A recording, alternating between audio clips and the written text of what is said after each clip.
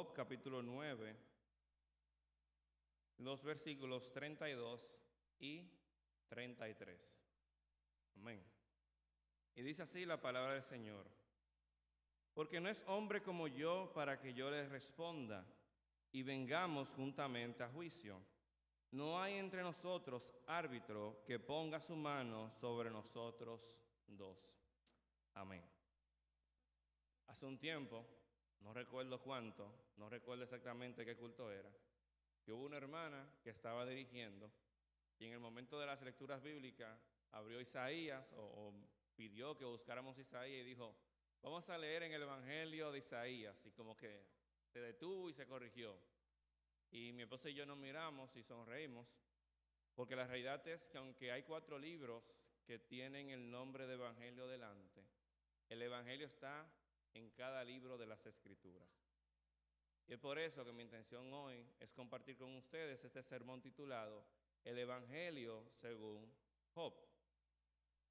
Y mi intención hoy no es hablar del sufrimiento de Job, como comúnmente se habla, sino que veamos este libro desde otra perspectiva, una perspectiva evangelística, ya que sabemos, y vamos hoy a ser edificados en eso, en que el Evangelio está presente en este libro.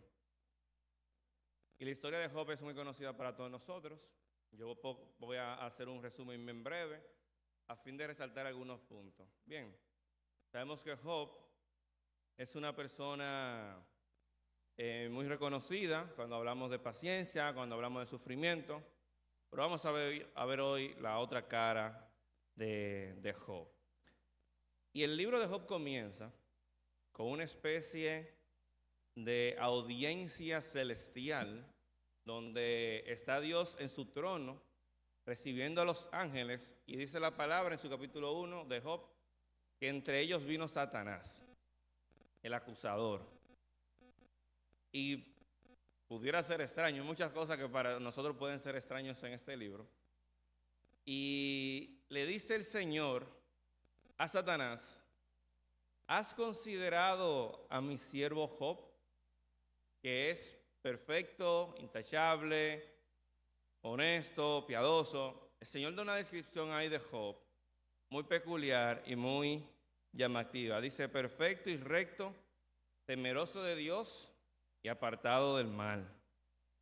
Quisiéramos nosotros que el Señor pudiera decir eso de cada uno. Entonces quise comenzar con eso que dice Dios de Job, para luego entonces hablar de Job. Ahí en el capítulo 1 nos dice que Job era de un pueblo llamado, creo que Uz. No quiero enfocarme mucho en eso. El fin es que Job, su familia estaba compuesta por su esposa, 7 hijos y 3 hijas. Job era intachable, era un hombre recto, así lo describe la Biblia. Era una persona fiel, aconsejaba a otros. Y vemos más adelante cómo se describen cualidades de Job que eran reconocidas en la sociedad. Por encima de eso, Job también era una persona adinerada. Tenía miles de animales de ganado en una hacienda, posiblemente cientos de sirvientes o cientos de empleados, y dice que sus hijos hacían fiesta a diario. Y es como que sí, 7 hijos y cada hijo en cada día de la semana hace una fiesta. Se pueden imaginar entonces las propiedades que tenía Job, el dinero que tenía Job, la gran cantidad de animales que tenía Job, pero lo que resalta de Job es su fidelidad a Dios. Entonces Satanás le responde al Señor: claro, muy bueno que es serte fiel cuando Él tiene todas estas cosas. Quítale todas esas cosas y tú verás cómo te maldice inmediatamente. A lo que Dios le dice: haz con Job lo que tú quieras, pero no le toques su vida. Y esto puede parecer un poco extraño para nosotros. No olvidemos que el Señor es soberano. Y hay una ocasión muy similar donde Jesús le dice a sus discípulos, a Pedro específicamente, me parece que fue un poco antes de la de la crucifixión, Pedro, Satanás le ha pedido a Dios tu alma para zarandearla, o su alma para zarandearlos. Y el Señor se lo ha concedido. Pero yo he rogado al Padre por ti, para que una vez tú caigas, o sea, el Señor sabía que Pedro iba a caer, eso anunciando que le iba a negar, vuelvas y reconfortes a tus hermanos. Eso es soberanía de Dios. No nos volvamos locos con eso. El fin es entonces que cuando el Señor le dio la potestad a Satanás de hacer todo esto con Job, vemos cómo Satanás, pudiéramos, quiero resumirlo en 3 eventos particulares, ataca a Job.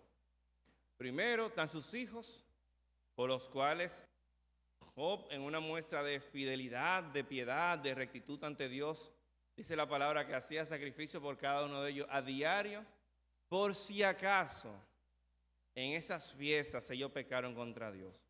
Bueno, podemos imaginar que ellos estaban en una de sus fiestas cuando Satanás hace que todo el edificio les caiga encima y mueran.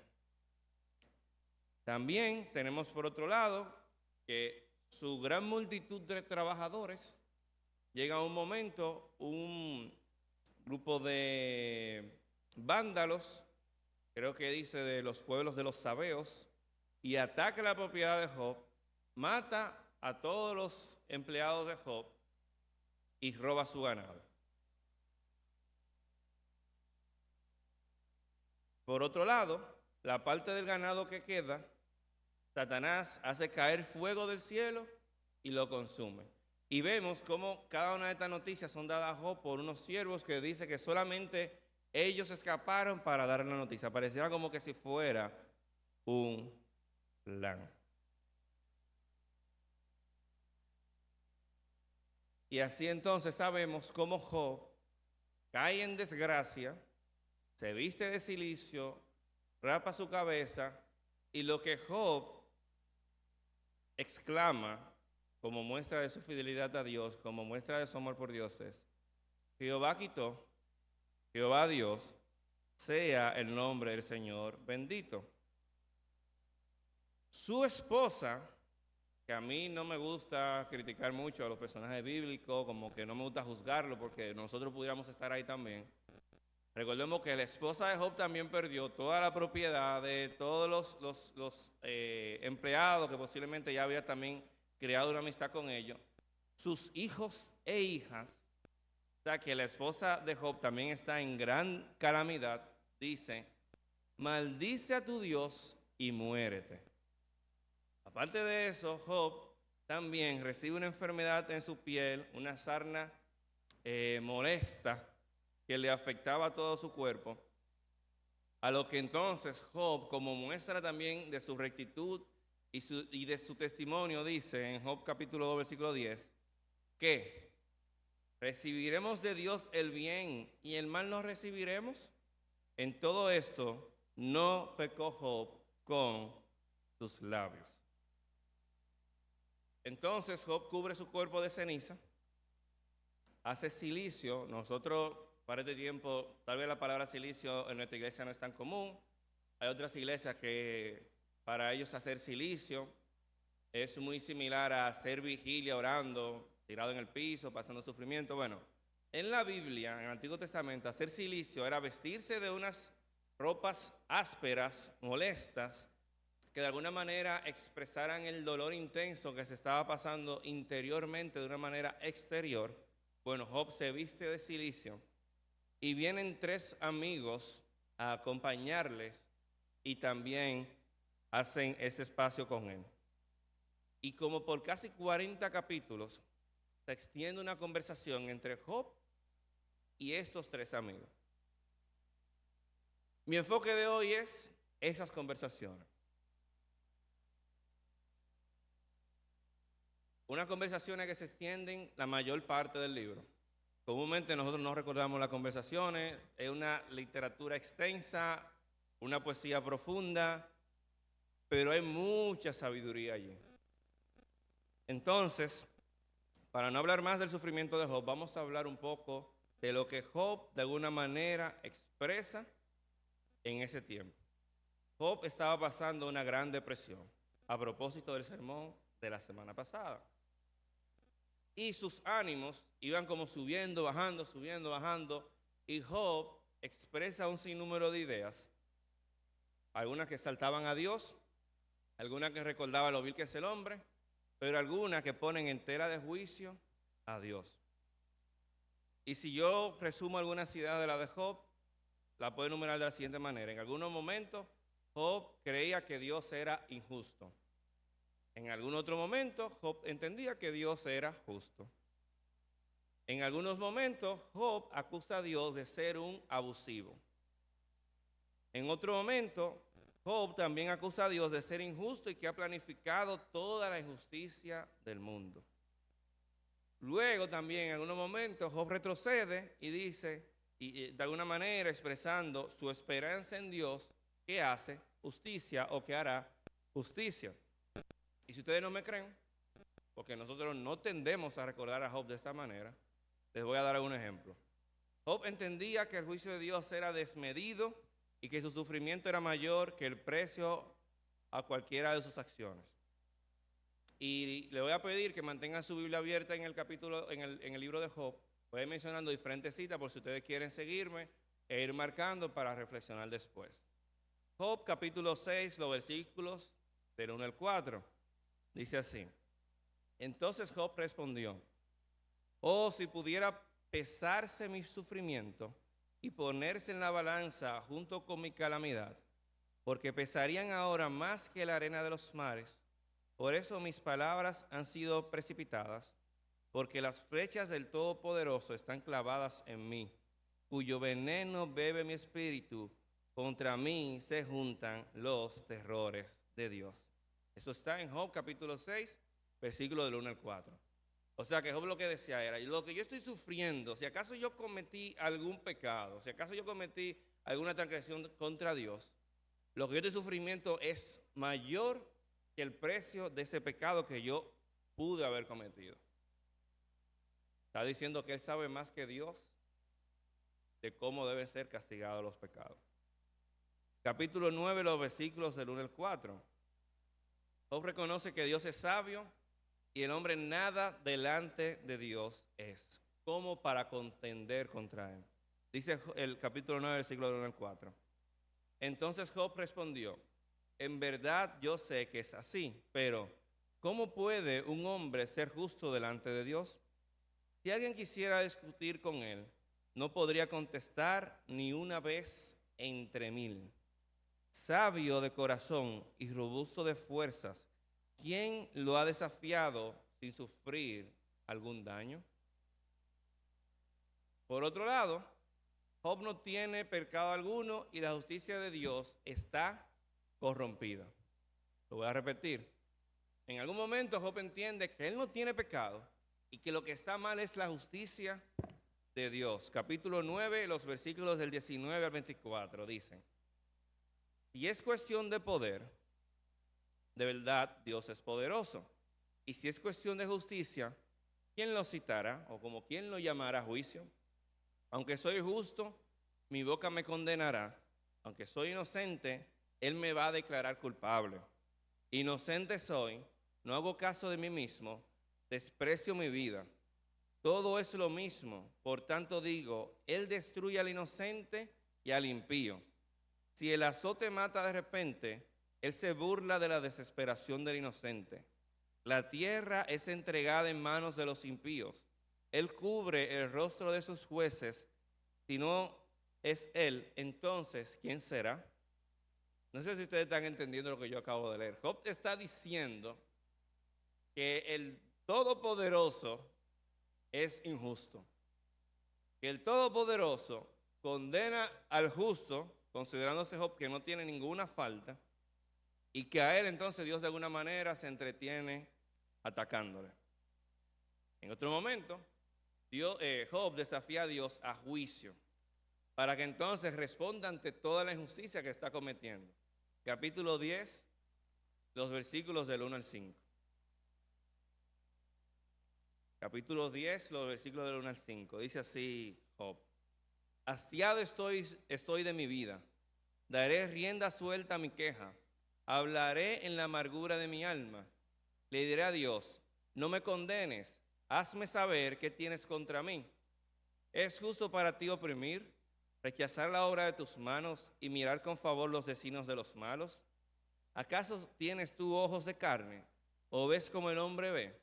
¿Son tus días como los días de un mortal o tus años como los años del hombre? Y su conclusión, la conclusión de Job en estos casi 40 capítulos, donde sus amigos están tratando de hacer entender a Dios, a Job, de que Dios es justo, que no hay injusticia en él y que el sufrimiento de Job es porque él pecó de alguna manera y que él tiene que reconocerlo. La conclusión de Job es que si él iba a juicio con Dios, Job iba a ganar el juicio. Y que Dios se iba a quedar sin argumento contra la acusación de Job. Capítulo 23, los versículos de 3 al 7. Dice, ¿quién me diera saber dónde encontrarlo para poder llegar hasta su trono?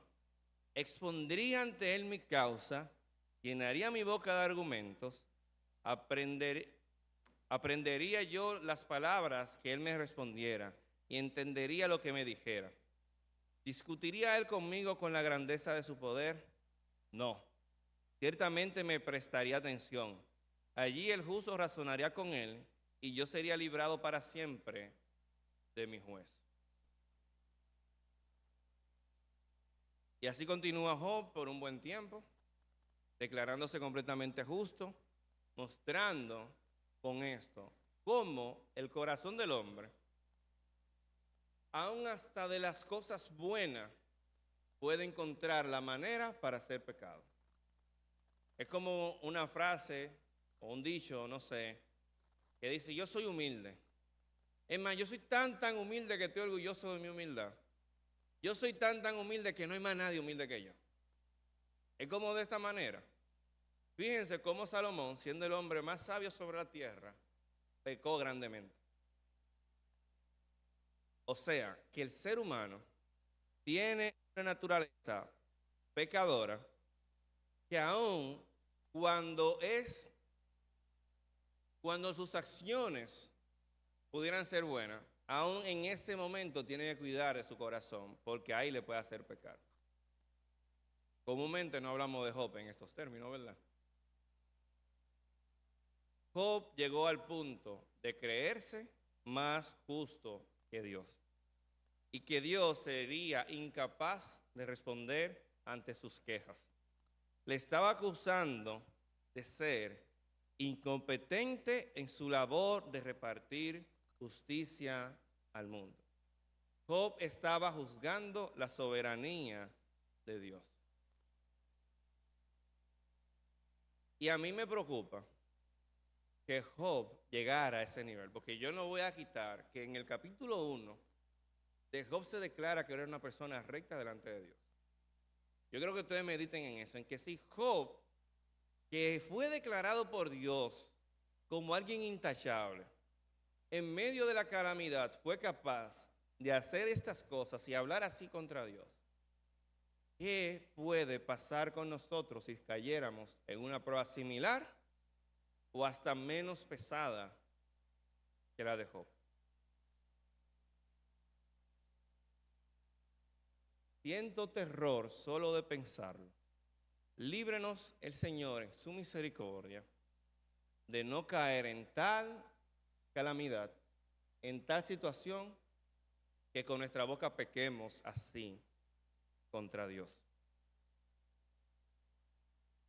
Entonces Dios le responde a Job. Le responde como por casi 3 capítulos. Uno de los principales 3 capítulos de la Biblia que para mí es como de los más maravillosos para ver la majestad de Dios. Y oigan lo que le responde Dios a Job en el capítulo 38, y solamente voy a leer los versículos del 1 al 11. De una manera compasiva, Dios le responde a Job de la siguiente manera. Entonces respondió Jehová a Job desde un torbellino y dijo, ¿Quién es ese que oscurece el consejo con palabras sin sabiduría? Ahora ciñe como varón tus lomos. Yo te preguntaré y tú me contestarás. ¿Dónde estabas tú cuando yo fundaba la tierra? Házmelo saber si tienes inteligencia. ¿Quién ordenó sus medidas, si lo sabes? ¿O quién extendió sobre ella cordel? ¿Sobre qué están fundadas sus bases? ¿O quién puso su piedra angular? Cuando alababan todas las estrellas del alba y se regocijaban todos los hijos de Dios, ¿quién encerró con puertas el mar cuando se derramaba saliéndose de su seno? Cuando puse yo nubes por vestidura suya y por su faja oscuridad, y establecí sobre él mi decreto, le puse puertas y cerrojos, y dije, hasta aquí llegarás y no pasarás adelante, y ahí parará el orgullo de tus olas. Tú estabas, hijo, para tú hablar conmigo. ¿Acaso tú sabes cuántas estrellas yo formé con el poder de mi boca? ¿Conoces tú el nombre de cada una de ellas? ¿Quién eres tú para hablar así al Dios Todopoderoso? Imagínese usted, hermano, dos cosas. Primero, que venga un torbellino, porque fue en forma como de un tornado, hacia usted. Ya eso es suficiente como para llamar la atención. Y entonces que en medio de ese torbellino, Dios te hable de esa manera. ¿Qué le vamos a responder? ¿Son acusaciones o son preguntas que solamente demuestran la incapacidad del ser humano para responder ante Dios cualquier pregunta? Que si tuviésemos en un juicio delante de Dios, no hay absolutamente nada inteligente que podamos decir para atacar a Dios o para justificar nuestra condición. Y luego de tantos capítulos, Job expresa sabiduría. Capítulo 40, los versículos del 2 al 5, Job dice: ¿es sabiduría contender contra el Omnipotente? El que disputa con Dios, responda a esto. Entonces respondió Job a Jehová y dijo: he aquí que yo soy vil. ¿Qué te responderé? Mi mano pongo sobre mi boca.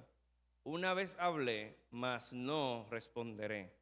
Aún dos veces, mas no volveré a hablar. Job se dio cuenta, primero, que nadie, ningún hombre puede contender contra Dios y ganar. Tenemos una historia en Génesis cuando Jacob lucha contra Dios, que Dios le dio la victoria a Jacob, pero no crean que fue que Jacob venció a Dios. Dios se dejó vencer de Jacob. Y eso tiene un significado hacia Jesús. No me voy a enfocar en eso ahora. Pero Job se dio cuenta que contender contra Dios es estúpido. Tan sencillo como eso. Que Dios es completamente justo y que es completamente poderoso. Que el hombre delante de Dios nada es. Al punto que Dios puede hacer con nosotros cualquier cosa mientras Él siga siendo Dios. Y créame que Dios seguirá siendo Dios. Porque si el Todopoderoso puede hablar y decir, háganse animales y se hacen, es su voluntad. Si Él quiere destruirlo con fuego consumidor, todo el ganado de Job lo puede hacer. Dios fue que tomó polvo y dio soplo de vida en el hombre. ¿Qué potestad tiene el hombre para pelear delante de Dios? Si al final el Señor puede hacer con nosotros lo que Él quiera. Poco hace Dios con el ser humano, consecuencia de su pecado, si comenzamos a enumerar todas las calamidades de la historia. Pero a mí lo que más me llama la atención en el libro de Job es los versículos 32 y 33 del capítulo 9. Capítulo 9, versículos 32 y 33. Y yo quiero que ese sí ustedes lo marquen. Si usted no ha marcado ninguno, marque esos dos versículos.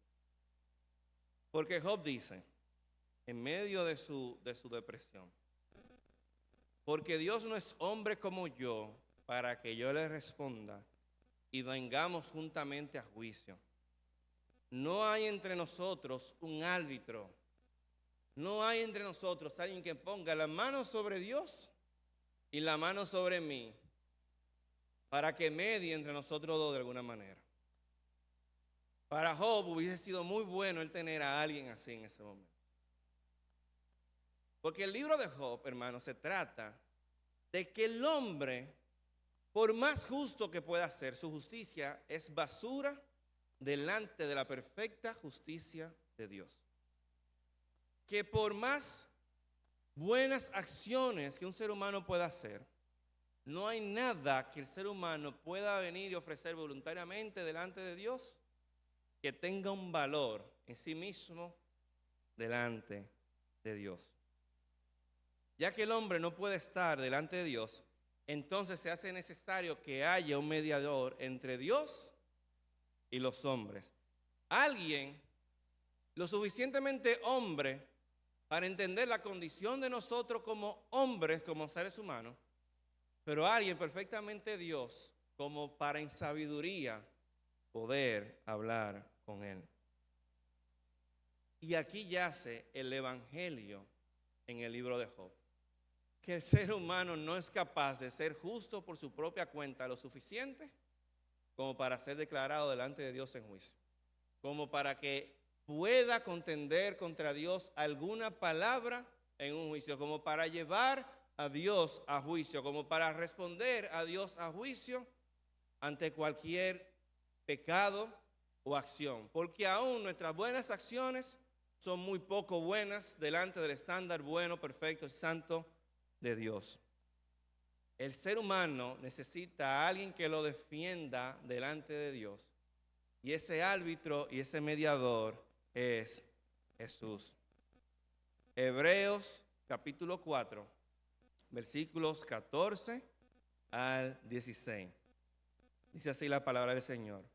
Por tanto, teniendo un gran sumo sacerdote que traspasó los cielos, Jesús, el Hijo de Dios, retengamos nuestra profesión, porque no tenemos un sumo sacerdote que no pueda, oigan eso, que no se pueda comparecer de nuestras debilidades, sino uno que fue tentado en absolutamente todo, según nuestra condición humana, pero sin pecar.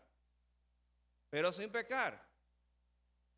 Acerquémonos pues confiadamente al trono de la gracia para alcanzar misericordia y hallar gracia para el oportuno socorro. Jesús es el mejor mediador que podamos tener delante de Dios. Jesús es el único mediador que podemos tener delante de Dios. Pues Jesús vivió como hombre y fue tentado en absolutamente todo como hombre, pero no pecó. O sea que Él es capaz de compadecerse de nuestra condición, pero no tiene nuestra condición pecadora. Él tiene la experiencia suficiente como para hablar de nosotros ante Dios, considerando que Él sabe las tentaciones ante las cuales podemos ser expuestos.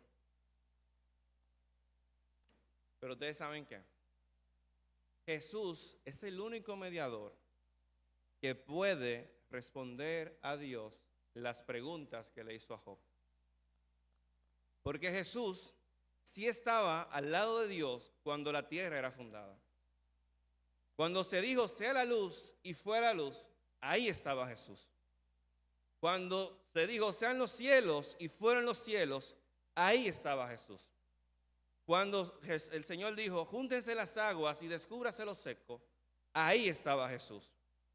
Cuando se juntaron las aguas y se descubrió lo seco, ahí estaba Jesús. Jesús estaba ahí cuando los árboles y animales fueron creados. Cuando se hicieron el sol y la luna y todas las estrellas, Jesús estaba ahí. Ahí estaba Jesús conociendo a cada una de las estrellas. Cuando se dijo, hagamos al hombre a nuestra imagen y a nuestra semejanza, ahí estaba Jesús siendo la imagen visible del Dios invisible para que nosotros seamos hechos a su imagen y a su semejanza. Jesús es el mediador perfecto entre Dios y los hombres. Y en medio del sufrimiento, nosotros tenemos que estar conscientes de eso. Que nosotros no somos justos, que ningún mérito tenemos delante de Dios y que el sufrimiento el Señor lo puede usar para su gloria en medio de nuestra condición pecadora, en medio de nuestra condición humana limitada delante del Dios Todopoderoso. Y ahí tenemos a Jesús Todopoderoso mediando en medio de nuestro sufrimiento. Y como que si fuera poco, tenemos al mediador que conoce todas nuestras tentaciones y puede compadecerse de nuestra condición. Tenemos también a nuestro mediador en condición de Dios, que estuvo al lado de Dios en todo momento y le puede responder a Dios. Pero como si fuera poco, nuestro perfecto mediador también fue experimentado en quebranto. Y puede dar testimonio de qué es el verdadero sufrimiento. Job no sintió ni siquiera una décima parte de lo que verdaderamente significa el sufrimiento. Isaías 53, los versículos del 3 al 7 dice, hablando de Jesús, despreciado y desechado entre los hombres, varón de dolores, experimentado en quebranto, y como que escondimos de él el rostro, fue menospreciado y no le estimamos. Ciertamente llevó él nuestras enfermedades y sufrió nuestros dolores, y nosotros le estuvimos por azotado, por herido de Dios y abatido. Mas él herido fue por nuestras rebeliones, molido por nuestros pecados. El castigo de nuestra paz fue sobre él, y por sus llagas fuimos nosotros curados. Todos nosotros nos descarriamos como oveja, cada cual se apartó por su camino, mas Jehová cargó en él el pecado de todos nosotros. Angustiado él y afligido, no abrió su boca, y como cordero fue llevado al matadero, y como oveja delante de sus trasquiladores, enmudeció y no abrió su boca. ¿Necesitas a alguien experimentado en tentaciones? Jesús lo fue. ¿Necesitas al Todopoderoso de tu lado? Jesús es el Todopoderoso que está de tu lado. ¿Necesitas a alguien que te comprenda en su sufrimiento? Jesús comprende tu sufrimiento más allá de lo que tú más lo puedes comprender. Y este Jesús te llama hoy. El Jesús perfecto te llama hoy. ¿Estás luchando por tu propia justicia? Nada es delante de Dios tu propia justicia. ¿Sientes que Dios te va a rechazar en tu condición pecaminosa? Jesús es nuestro mediador, que fue sometido a nuestras pruebas. Él nos entiende y nos defiende de nuestros pecados. Es tanto así que Él carga nuestros pecados. ¿Tú crees que yo no te voy a defender? Es tan así que yo me hago culpable por ti para que tú seas el inocente en el juicio, no solo en el juicio, en el justo juicio de Dios. ¿Sientes que tu pecado es demasiado grande? Jesús derramó toda su sangre por nuestro pecado. No hay pecado más grande que no pueda ser cubierto por la sangre perfecta de Jesús. ¿Tú crees que tu pecado es grande? Jesús sí sabe la verdadera dimensión de nuestro pecado. Si no, ve su cruz y mira todo lo que sufrió, a ver si Él no sabe verdaderamente el precio que ha de pagarse por nuestro pecado. ¿Estás cansado? Ven. ¿Estás avergonzado? Ven. ¿Estás perdido delante de Dios? Ven a Jesús. Mateo 11, versículos 28 al 30 dicen, vengan a mí, todos los que están cargados y cansados, y yo los haré descansar.